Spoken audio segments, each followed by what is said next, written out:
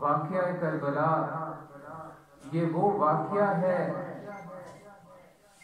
کہ جہاں تاریخ میں نیزے اور تلواریں ہار گئی اور خون دینے والے وہ جیت گئے۔ یہ وہ تاریخ ہے جہاں نیزے پہ قرآن سنانے والے جیت گئے، جن کے دلوں میں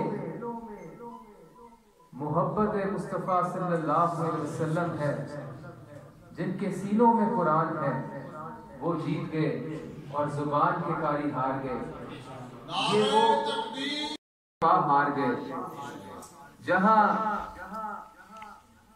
مظلوم جیت گئے اور ظالم ہار گئے۔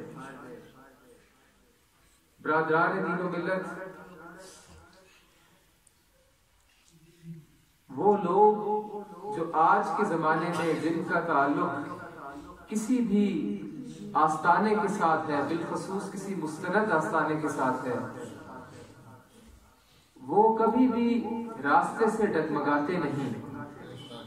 ان کو اس بات کا بخوبی علم ہے